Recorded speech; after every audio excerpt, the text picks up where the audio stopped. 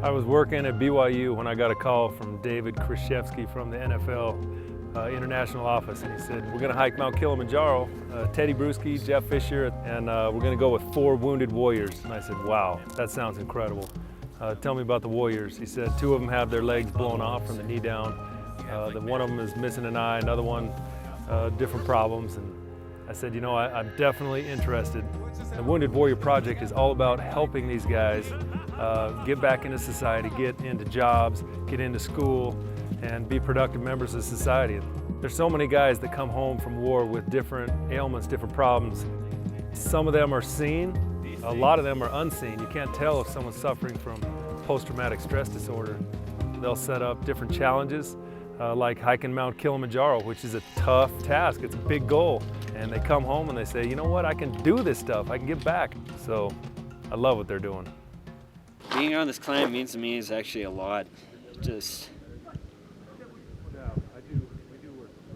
It just shows the public that just because we got messed up doesn't mean that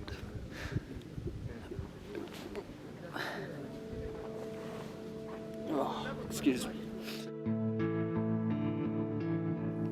Just because we have prosthetic legs doesn't mean we're different from everyone else. We could show that we just keep on keeping on and nothing is gonna stop us.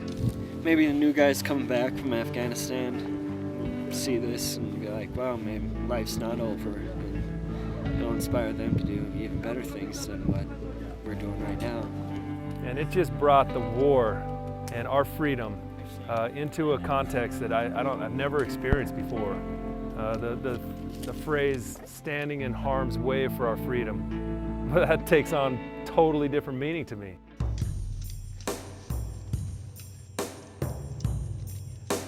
We had 12 days of being together.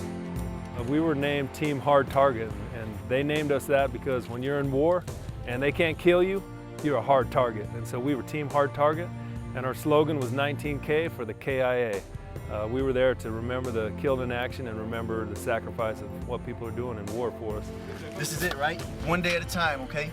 Today, don't worry about the top of the mountain. Today, worry about getting to 10,000 feet. All right, that's what we need to worry about. One step at a time, nice and easy. Have each other's back, respect each other on the climb, all right? Hey, put it all in here right now, all right?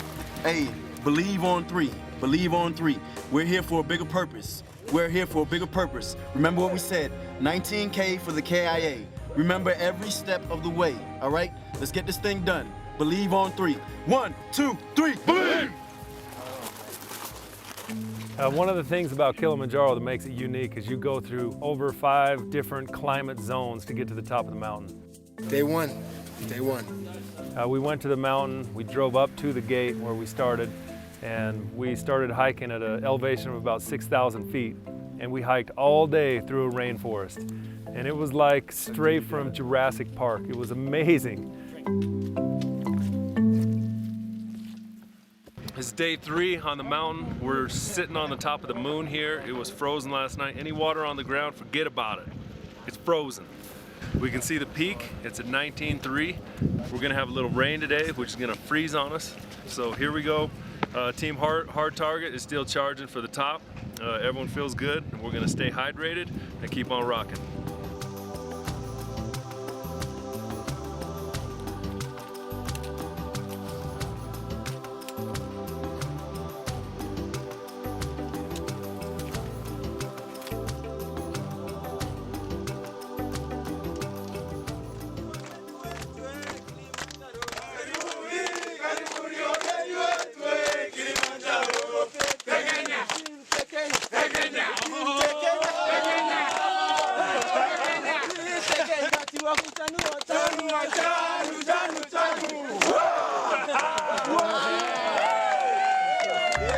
After a couple days, it seemed like of going through some hard climbs and getting tired, and we started to appreciate each other. And Teddy and Jeff and I, we were there to serve those guys. We were there to help them get to the top of the mountain. That was our goal. And I think they felt that from us, that we were one of them. How's breakfast this morning? Breakfast is fabulous. Breakfast of champions? We are champions. I think it was important for them to have our undivided attention on the hike. We had no cell phones, you know, it was just, it was them, and we were there for them. Each night we would sit around and talk in the dinner tent, and they would tell us stories about war, and we could ask them any question we wanted. And to be able to sit down and decompress with these guys each night, and I loved it. I loved getting to know them. I loved having the chance to ask them questions and have them just tell us what it was really like, and just to feel the emotion from them talking. Whew. Really excited, really excited. We'll get to the top one of these days, and Pumps. No cliffhanging today, I don't think. no, more of a gradual day today. One of the Marines on our trip was Michael Wilson. His job in Afghanistan was to make good relations with the local people. I mean, it's one of the most beautiful things I think I've ever been able to experience. When you see the clouds kind of come over the rest of the mountain peaks, and you just see those peaks there, and then you're above that, it's just one of those things that you'll never forget. There was a lot of great things that he did, and he suffered a lot of trauma as a result of being a Marine representing the United States in Afghanistan. Taking off. It's day 4. Yep. About to climb that face over there. And then get back down to 13-2. Hopefully everybody will make it. Yeah, hopefully I'll make it. As we were hiking that week, one of the days he was really sick. All of us were a little worried for him because we know as you get higher, whatever sickness you have, it gets more intense. And the guides finally put their arm around him and said, "Michael, I know how bad you want to hike this mountain, but you got to go back down or else you're going to lose your life." I started getting physically ill probably about 2,000 meters up. And then my body just couldn't physically take the altitude, and I was just too weak. And when I was told I couldn't continue, I was a mess. And I tell you, for the next hour hiking in darkness, without Michael Wilson, part of our group, that was heartbreaking.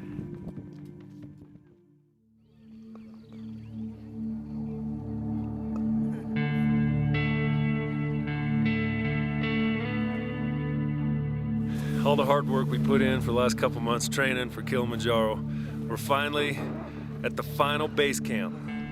We can see our last push. We're gonna rest until about midnight, and then Team Hard Target is going as a team to the summit.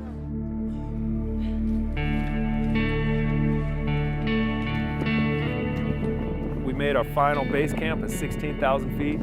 And that's where we knew oxygen was not available. From there, we made the assault on the summit, so we hiked all night to get to the top, and that's when we got into just freezing cold North Pole conditions.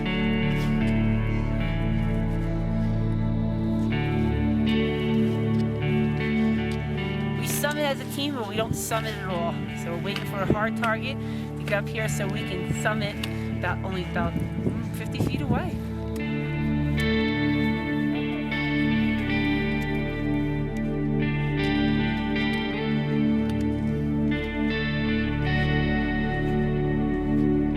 We just spent 5.5 days, 6 days. To come up here, see a sign that could be happier.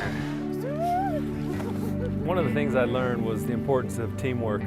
Here we were thrown together for 12 days to hike this mountain, and we had to come together as a team. We had to push each other, we had to help each other, we supported each other.